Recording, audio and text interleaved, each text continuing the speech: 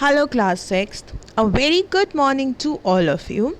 So class 6th, as you know that we are doing the fourth chapter of geography, which is maps, and in yesterday's session we have discussed the first component of maps, that was distance. Now in today's session we are going to discuss the second component of maps, that is direction, as well as we will be discussing about the third component of maps, which is symbol. So now begin the session. So class, as you all can see that the maps contain one arrow which is marked with the letter N. In the maps we can see one arrow which is marked with the letter N, and it is there on the upper right hand corner. So it is located on the upper right hand corner, and this arrow shows the north direction. So it is called the northern line.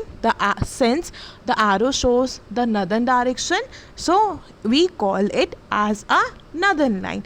Now you all can find out the other direction. For example, we have four major directions, that is north, south, east, west, and these are the four major directions that we have, and you can easily locate it in the maps, and you can see in the image also north, south, east, west, northeast, northwest, southeast, southwest. So they are the major directions. Furthermore class, these are called the cardinal points. The four directions are four major directions that are shown in the maps. These are called the cardinal points. So other four intermediate directions are your northeast, southeast, southwest, and northwest. So these are also other directions, but the main directions we call cardinal points, and they are your north, south, east, and west. And you can see in the image also north, south, east, west, southeast, southwest, northeast, and northwest. So they are the four major direction, and if we are able to locate these places or these points properly, accurately, we can easily find the directions. It is very easy for us to locate and find the direction of a place. Okay, now moving on for the next component, that is symbols. This is the third component of maps. As we have learned, there are three major components of maps: distance, direction, and symbols. So now we will be discussing about the third component of the map, and we call it as symbol. So class, this is the third important component of a map. It is not possible to draw on a map in the actual shape and size of different features such as building, roads, bridges, railway lines as well. So class, in the map we will not be able to draw a big building, small building, houses, furthermore roads, bridges, trees, railway stations. So what we do, we use certain letters, shades, colors, pictures, and line in order to show different things. For different things like your house, buildings, railways, roads, bridges, we show them with different types of images, different types of symbols, and they can be your different color of shades, pictures, lines, as well as certain letters. So class, these symbols gives us a lot of information in a limited space. So now you can easily get to know that with a symbol we can get a lot of information, like where is this railway line located, this railway line is located here, the houses are located here, there are trees. So you can see with the study of symbol we can get lots and lots of information, and plus these symbols can easily drawn in the map. We know that symbols are very small and they can be easily drawn in the map, as well as they are very easy to read. They are very simple to read. Even if you don't know the language of an area and therefore cannot ask someone for direction, you can collect information from maps with the help of these symbols. So class, generally if we visit from one state to another, we are not aware about the language that is used. So what we do, we use the symbols. It is with the help of the symbol we can ask the direction, or the symbols guide us to reach our final destination.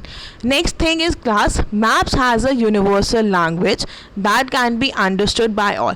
So class, there is one universal language, one common language that can be understood by all, and this is an international agreement regarding the use of these symbols. So class, it is accepted internationally also regarding the use of symbols. So these symbols are used throughout the world, and they helps you to guide you to reach your final destinations. So these are called conventional symbols. So class, these symbols are called conventional symbols because they help us to reach our final destination.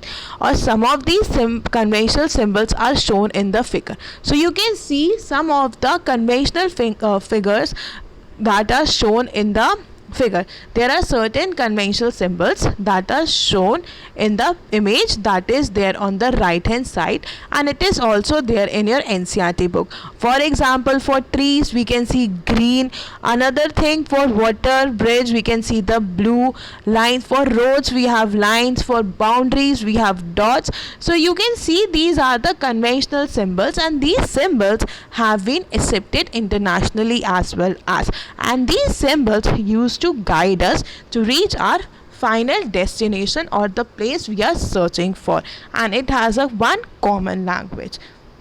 Furthermore class, the language of an area and therefore cannot ask someone for direction. So class, it is with the help of these symbol you can get to the direction you want to, and if you don't know the language also, you can ask with the help of the maps, or you can go with the help of the symbols also.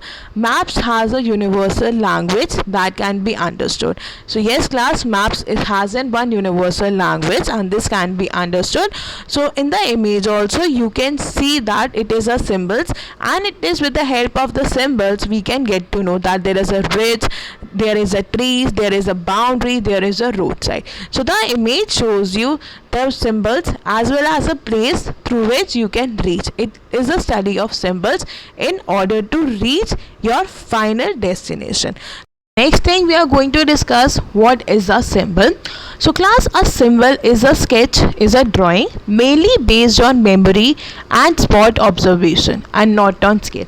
So as the symbol name suggests class, it is a sketch, it is or a drawing that is based on the memory. Okay, it is how much you remember about that place, and it is not about the scale. The scale has nothing to do with it. So it is mainly based with the memory, and it is a drawing about what you have observed. If you have observed a tree, you will show in a symbol. If you have observed a train or a railway line, you will show it in a symbol. So it is a drawing of the memory base. Sometimes a rough drawing is required of an area to tell you where a particular place is located with respect to other place. So class, what we do before finalizing the particular symbols, we draw a rough sketch. We go for a rough sketch so that you can get the information about the area with respect to other places also. So there is a rough drawing is made so that it can be located with respect to other places also. Suppose you want to go to your friend's house but you don't know the way. Your friend may make a rough drawing to show you the way to his house. So class, suppose some of you want to visit your friend's house but you don't know the way.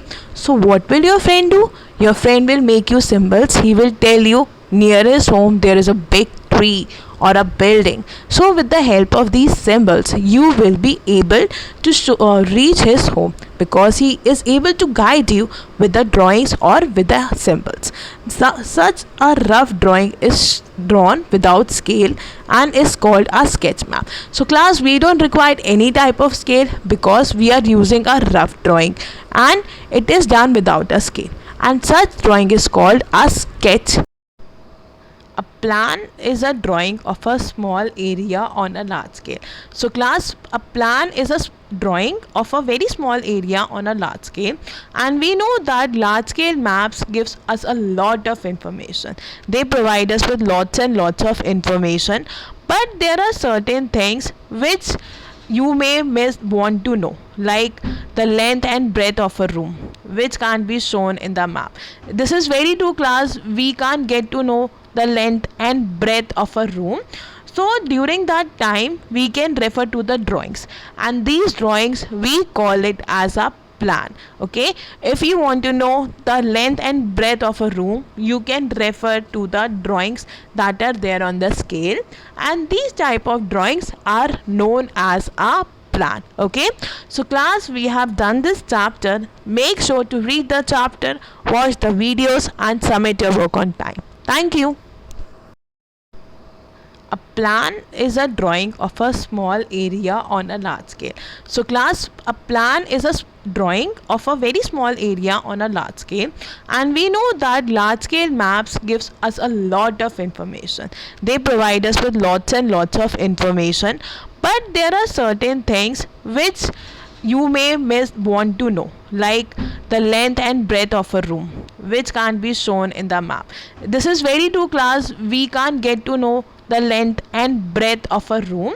So during that time we can refer to the drawings, and these drawings we call it as a plan. Okay, if you want to know the length and breadth of a room, you can refer to the drawings that are there on the scale, and these type of drawings are known as a plan. Okay, so class, we have done this chapter. Make sure to read the chapter, watch the videos, and submit your work on time. Thank you.